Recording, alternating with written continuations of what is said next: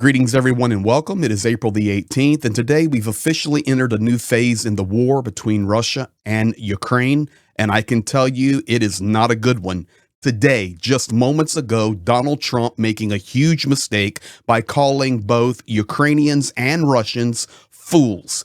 Now, I've worked in that part of the world for over 30 years, and you may have well used every curse word in the book when you call them a fool while we're trying to negotiate a peace. We're going to get to all of it. Thank you for being here. It's probably going to be a little bit longer video because I have tons of things to share on this day where a lot of things are changing very, very, very rapidly.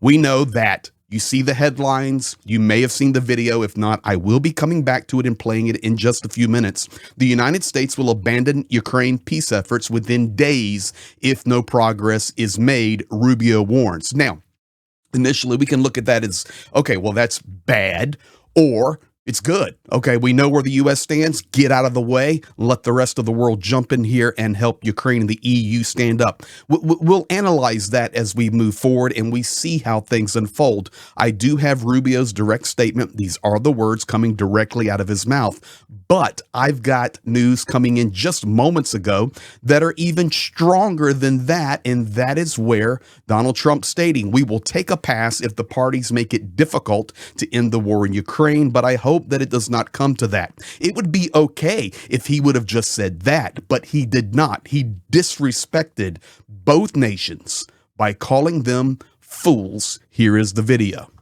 Secretary Rubio said that the U.S. will have to figure out whether a deal can be done between Russia and Ukraine in a matter of days, or you will just move on. Yeah, very short. How many days is that? No specific number of days, but quickly. We want to get it done. We're talking about here people dying. We're talking about over there people are dying also, like on average 2,500 young people, soldiers. They're not from America. They're not from anywhere else other than Ukraine and Russia. But we want to save these lives. So it's 2,500 a week are being killed in battle. It's a vicious battle with the best equipment, the best everything, and it is brutal. 2,500 young people a week. Some of them not so young, actually. They're getting older. They're getting older by the month. But 2,500 a week, and we're going to get it stopped ideally. Now, if for some reason one of the two parties makes it very difficult, we're just going to say you're foolish, you're fools, you're horrible people, and we're going to just take a pass. But hopefully we won't have to do that. And Marco's right in saying we want to see it end. Think of it. Every day, a lot of people are being killed as we talk about, as they play games. So we're not gonna take that, and we'll see. I think we have a good chance of solving the problem, however. Are you prepared to walk away completely from these efforts and these talks? Well, I don't want to say that, but we want to see it end. Absolutely a ridiculous statement. Quote, you're fools, horrible people. Really?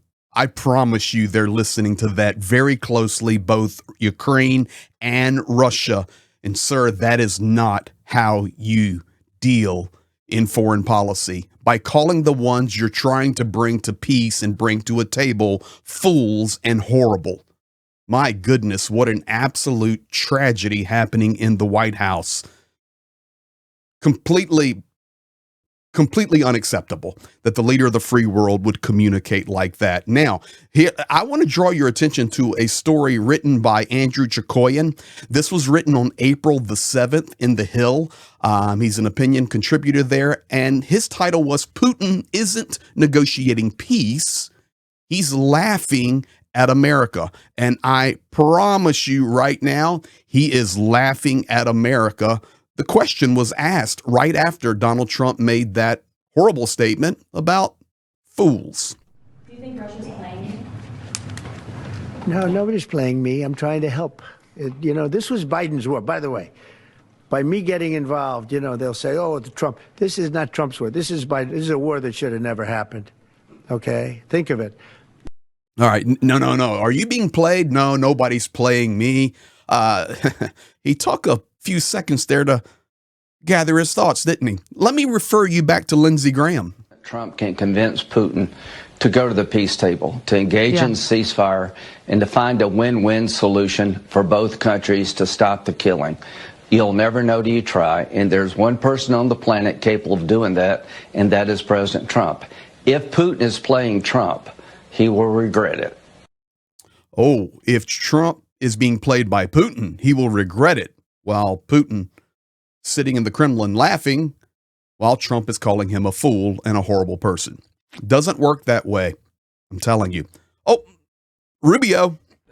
Debt of gratitude, and the world, really, because I mean, you're the only leader in the planet that can bring the two sides together to bring an end to this conflict, and that's what you've done, and you've done it despite impediments from other countries and others who maybe have different opinions about how this should go. But ultimately, I think that the only chance we have for peace is through the president's leadership, and you've shown that, and we hope it'll bear fruit. And today, will hopefully be one step more in that direction. Thank you, Marco. And on the yes, he has shown great leadership. This video being earlier, of course, you're the only one that can doing it. You're showing great leadership as you call them foolish fools and horrible people. Now, let's get to reality. While all of this drama is playing out, what is happening inside Ukraine? Zelenskyy today confirming that Good Friday attacks massive in the cities of Mykolaiv, Kyiv, Dnipro, Sumy, a bread factory, 1 killed, multiple wounded, and Kharkiv. Ladies and gentlemen, residential, and I will show you the pictures. 1 killed, 112 wounded on Good Friday. Zelenskyy stating this is how Russia began this Good Friday, with ballistics, cruise missiles, and shaheeds. Mockery of our people and cities. And I would add to that, President Zelenskyy, mockery of Donald Trump and what he thinks he is accomplishing in bringing peace to this war. Here are some of the pictures from Kharkiv. Absolute devastation. This is why you can see that 112 people are wounded. And fortunately, only one person lost their life. And it's terrible to say, but it was a massive attack, and you can see this is how Ukrainians are celebrating their Good Friday. Now, let's take it to the next step. TASS coming out playing the game. I have the bottom tweet coming from TASS written in Russian. I've translated it into English. This came out today. The Ukrainian armed forces are preparing a provocation on the eve of Easter in the non-liberated part of the Kharkiv region to discredit the Russian troops, Vitaly Ganchev reports to TASS. So, over the last 3 or 4 days, Ukraine has been warning their citizens on this Easter weekend, the 18th, the 19th, and the 20th, do not gather in large groups. Do not have big open-air events. Do not do that because you will draw attention to yourself as a target. Ukraine has warned citizens of a possible rocket attack during the holidays, so we ask you to avoid mass gatherings on Easter. So what does Russia do to cover the attack that most likely they are planning? They love attacking on holidays. As we can see from today, they put out this tweet and says, listen, Ukraine's getting ready to attack so that they can pass the buck, pass the blame, and send that right to the White House. This is what they do. Now, let's get to now what is now becoming the second level story. I thought it was going to be the big one, but it is actually Marco Rubio's statement after the meetings in Europe. Here it is. I think it's important to remind everybody that the Ukraine war is a terrible thing, but it's not our war. We didn't start it. The United States has been helping Ukraine over the last 3 years, and we want it to end. But it's not our war. I want everyone to understand that. And the reason why I make that point is the president has spent 87 days at the highest level of his government repeatedly taking efforts to bring this war to an end. We are now reaching a point where we need to decide and determine whether this is even possible or not, which is why we're engaging both sides to try to figure out very soon, and I'm talking about a matter of days, not a matter of weeks, whether or not this is the war that can be ended. If it can, we're prepared to do whatever we can to facilitate that and make sure that it happens, that it ends in a durable and just way. If it's not possible, if we're so far apart that this is not going to happen, then I think the president's probably at a point where he's going to say, well, we're done. You know, we'll do what we can on the margins. We'll be ready to help whenever you're ready to have peace. But but we're not going to continue with this endeavor for weeks and months on end. So we need to determine very quickly now, and I'm talking about in a matter of days, whether or not this is doable over the next few weeks. If it is, we're in. If it's not, then we have other priorities to focus on as well. We need to figure out here now within a matter of days whether this is doable in the short term, because if it's not, then I think we're just going to move on from our perspective. That the president feels very strongly about that. He has dedicated a lot of time and energy to this, and there are a lot of things going on in the world right now that we need to be focused on. So this is important, but there are a lot of other really important things going on that deserve just as much, if not more, attention. So we want to do everything we can to be helpful.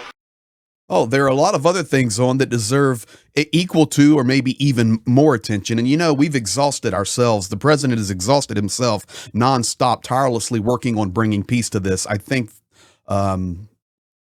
golfing at Mar-a-Lago every weekend and making crazy statements on Air Force One that Putin and Kim Jong-un and Xi Jinping are his good friends. Additionally, we've worked for 87 days tirelessly at the highest levels. Really, the highest levels? We take some billionaire real estate mogul who Trump trusts, who has no concept of foreign negotiations, and send him to be the lead negotiator, sitting with Putin, shaking his hands and glorifying the Russian position. Yeah, we've done a really good job. No, this is what you call an epic failure of diplomacy, led by a man who just called the parties he's trying to bring to the peace table fools and horrible people. It doesn't work that way. Now, we are seeing some Ukrainian response from an analyst I follow and trust. He says, here it is. The great current state of the United States. If we can't end the war, well, then it's none of our business. So the question begs, and what about the incredibly tough sanctions that Trump spoke about a couple of weeks ago?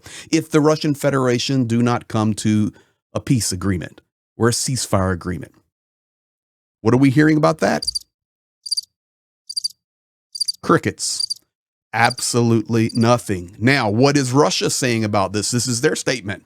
These words sound especially good if we remember what Trump said before taking office. They're going to gloat, guys.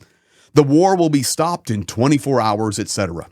The U.S. initially did not have a clear understanding of how to do this. This is obvious. And now the situation has changed little as Ukraine continues to attack Russian territories. You see, it's calling the Ukrainian defense of its own sovereign lands an attack on Russian territory, and the United States is buying that hook, line, and sinker, and it's not going to negotiate because they have support from European states. The war continues, and this is reality. The enemy is strengthening its borders. It is supplied with new equipment and weapons. And how can this indicate a coming peace if the enemy is preparing for new attacks? This is where we're at. Now, I can also tell you, all of these things unfolding, there are already people talking on multiple channels, and I mean media, MSNBC, CNN, and others. I want to share two clips with you because these are already being played in Russia tonight. The first clip is this one. Trump, Rubio, their team seem to be getting ready to walk away from it, leaving it in the hands of the Europeans.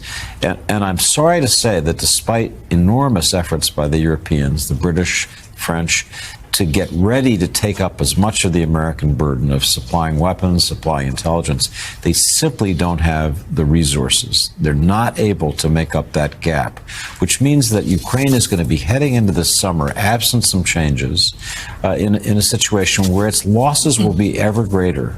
The bravery of Ukraine to have fought to this point is extraordinary, the losses they've experienced. So that is being played right now on Russian television. You could see it there, Skabeva, where they take it and they start it. They start pushing it, translating into Russian. Well, looks like the U.S. is walking away. Now, CNN, and I believe this is from International because I'm hearing the accent, unless it was a guest on CNN here in the United States. This is what they're talking, and it's a different view. Look, I think you have to read this as the pressures on the Ukrainians. We know from President Trump yesterday he is still dissatisfied and not happy with President Zelensky. Marco Rubio this morning spoke about the Ukrainian delegation needing to go back and speak to President Zelensky. President Zelensky last night again appeared to reiterate what he said before about Steve Witkoff and Witkoff's meetings with Putin, that Witkoff is buying the Russian narrative here, and that potentially the illusion from what we heard from what President Zelensky said last night about this broad framework could include details about concessions on land. And Zelensky has said that the unconditional ceasefire they signed up to does not have any specificity on that area at all, and that's not specificity that they're willing to get into. They've got red lines on it, so it perhaps appears here as if the Ukrainians are being pushed in order to get to the next stage, as President Trump wants, to say that they're going to be willing to give up territory, and that's been a red line so far. So you can see the narrative. Okay, is this the U.S. plan to push Ukraine to the table? Is this a reverse psychology move? Well, I can tell you right now, Trump destroyed it if it is, when he called them fools and horrible people. That doesn't work. And yes, I'm stuck on it. 30 years of working in this culture.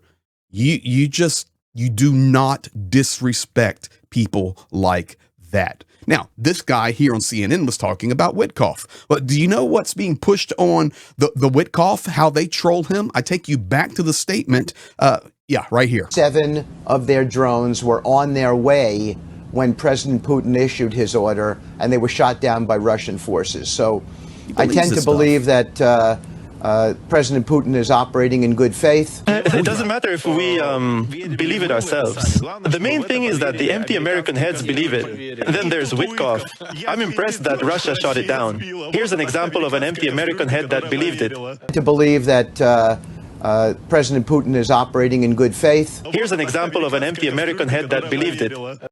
So there you have it, folks. And yes, this is how they roll. This is what they do. So can you imagine what they're going to do over the next 24, 48 hours with this media? No bueno. No bueno. So this week in a nutshell, Trump earlier, Russia's response regarding peace in Ukraine will come to us this week, and we can start from that. Rubio, results of the Paris talks today show that peace in Ukraine is possible. Yermak, we agreed that a complete ceasefire should be the first step towards peace in Ukraine and exchange views on the practical implementation of this step. All of that. Then last night, permanent representative of the Russian Federation to the UN, Nebenzia, a ceasefire is unrealistic in Ukraine at this point. That is when we started to see everything else unfold. Here it is. How close are we to the ceasefire is a big question to me personally, because as I said, we had an attempt on a limited ceasefire on energy infrastructure, which was not observed by the Ukrainian side. So in these circumstances, to speak about ceasefire is simply unrealistic at this stage. There you have it. A ceasefire is unrealistic at this stage. So we have had a week of ups and downs, but just within the hour of my recording of this video on April the 18th, the Trump statements were a big mistake. A big mistake. You do not disrespect people you're trying to bring to peace. And that is an absolute disaster. Ladies and gentlemen, thank you for being here. Consider yourself updated. Much going on this Easter weekend. And as things unfold, we'll be here with the updates. We'll go live if we need to, because it's critical. This weekend is critical. Thank you for being here. Thank you for liking, subscribing, commenting. What are your comments on this one? What are your thoughts on disrespecting those you're trying to bring to the peace table? Be blessed. Have a good day.